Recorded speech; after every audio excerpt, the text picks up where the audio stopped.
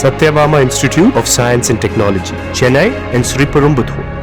மதுரையில் இருந்து சென்னைக்கு இயக்கப்பட்ட தனியார் ஆம்னி பேருந்தை ஓட்டுநர் சாப்பிட்டவாறு இயக்கியதால் பயணிகள் அதிர்ச்சி அடைந்தனர். இது குறித்த கூடுதல் தகவல்களை எமது செய்தியாளர் ஜெகநாத் வழங்க கேட்கலாம். ஜெகநாத், வணக்கம். இந்த சம்பவம் தொடர்பாக என்ன நடவடிக்கை எடுக்கப்பட்டிருக்கு? விரிவான தகவல்கள் என்ன?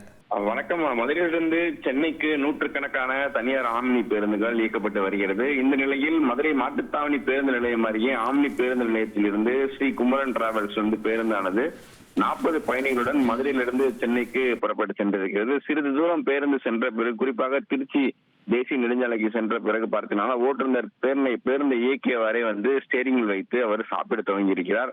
ஆபத்தான முறையில் உணவு சாப்பிட்டுக் கொண்டே பேருந்தை இயக்கிய டிரைவரை பார்த்து பயணிகள் அனைவரும் அதிர்ச்சி அடைந்திருக்கிறார்கள். பேருந்து பயணிகள் பயணித்துக் கொண்டிருந்தே பயணிகளுக்கு ஒருவர் கூட பார்த்தீங்கன்னா அவர்களுக்கு பேருந்து சாப்பிட்டுக் கொண்டே ஓட்டுநர் வண்டி ஓட்டுகிறார் என்று தெரியவில்லை.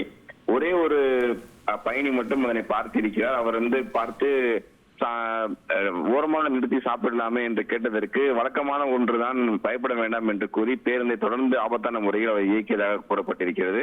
பயணிகளின் உயிர்களின் விளையாடும் ஆம்னி பேருந்து டிரைவர் மீது உரிமையாளர் மீதும் சம்பந்தப்பட்ட துறை அதிகாரிகள் தகுந்த நடவடிக்கை எடுக்க வேண்டும் என்று தற்போது சமூக ஆர்வல் அதிகாரிகள் கோரிக்கை வைத்திருக்கிறார் என்பது குறிப்பிடத்தக்கது. உங்கள் விரிவான தகவல்களுக்கு நன்றி Jagannath. Satyabama Institute of Science and Technology, Chennai and Sriperumbudur.